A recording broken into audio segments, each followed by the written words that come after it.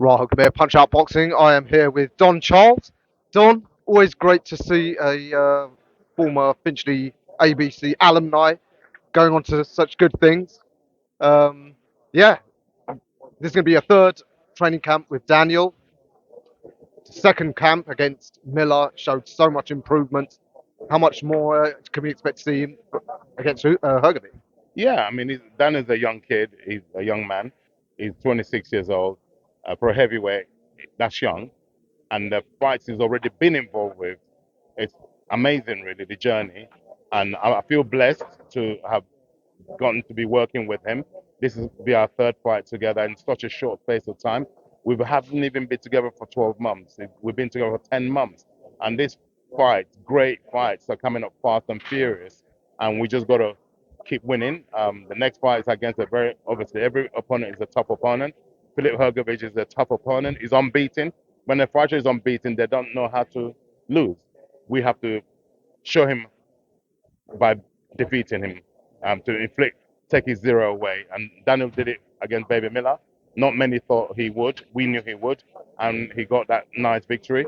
And we're going to do the same to. We plan to do the same to Hergovich. When you took Daniel on, I think it's fair to say we know what tremendous physical tools he's got. What did you think you needed to bring on most? Was it psychological aspects or sort of technical, tactical aspects, or both? It's everything. It's not just one thing. You have to build. It's layers. So the previous coaches have done a tremendous job who were working with him, and then obviously, even if he was still with those coaches, they're still putting. They will still build layers on all aspects. Yeah, he's come to me. I feel blessed, and I have to put my influence on him stylistically, mental attitude, and like I said, build layers of all those areas, layers. Yeah, no doubt. A lot of people have commented. My colleague Rico just said there seems to have come out of his shell so much more confident. I mean, he's calling out Hergovic. It was him who called out Hergovic for this fight. No one else is calling out Hergovic. Um, do you think that early on in his career maybe he wasn't moved correctly, like in terms of matchmaking at the right time? No, I wouldn't say that. Frank Warren's an architect. He's an engineer at moving people. He moved him very, very well to get him into positions that he's gotten him in. And and the people he has lost to, Joe Joyce is an Olympic silver medalist, arguably a gold medalist. He got denied of that gold medal in Rio. Um, and look what Joe has gone on and done. And so, and then secondly, we he beat Usyk before he lost to Usyk. So eh, there's no shame in that man. And like I said, it's not about the past; it's about the present. And presently, we just got to stay on this podium and fight off any opposition that wants to stand on the same podium as him. He's got to fight him up and defeat them. Um, uh, Taking it to 1st of June in Riyadh against Hergovic.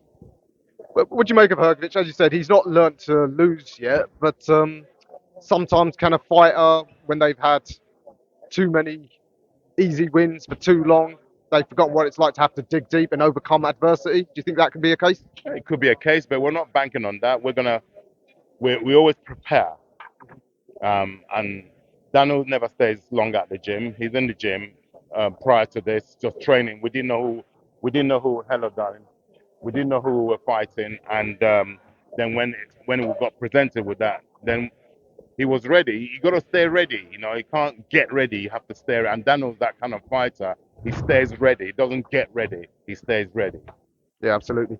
But what are Hergovic's strengths? I think for me, the fight against Zhang showed, if nothing else, he's got a tremendous chin because he hits some left hands. Yeah, I mean, it's well documented. He's a tough guy. They don't call him the animal for nothing. He's a tough guy. We know that he's durable and he's ambitious. And yeah, but we're going to exploit all the findings. There are lots of findings. It's my duty as a coach, our team. We sit down, we break people down. We know his strengths. We also know his weaknesses.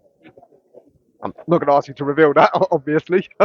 But yeah, I mean, beating Hergovic puts Daniel right basically at the front of the queue for the heavyweight championship of the world again.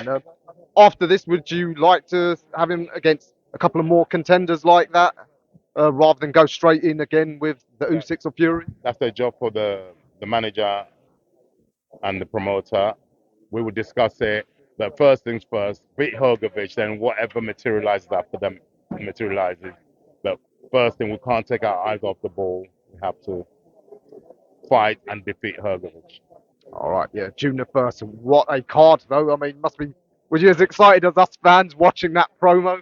Most definitely, it's like a movie. It's like I felt like I was at a film premiere. You know, it's amazing. They keep treating us boxing fans to these great, epic, promos. You know, and yeah, really exciting times to be a fighter and a fan. Yes, indeed. You excited about the other heavyweight fight there? Zhang and Wilder, two big punchers coming to the end of their career. Last chance for one of them, so it could be explosive.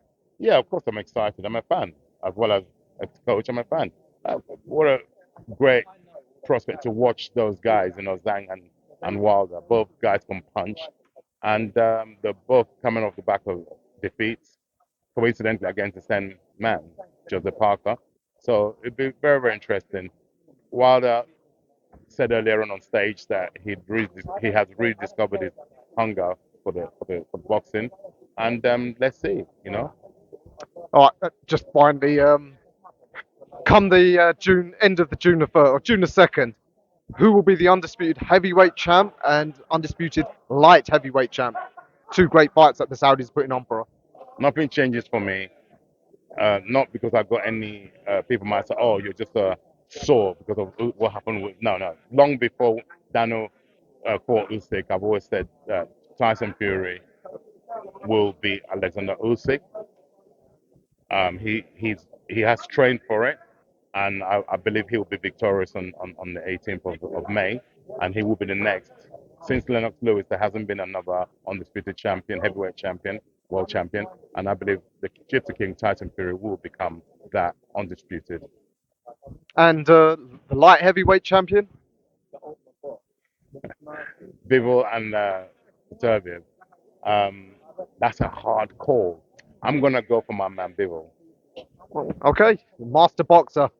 Don Charles, pleasure speaking to you for the first time on camera. I look forward to seeing you hopefully on June the 1st. Likewise, God willing. God willing.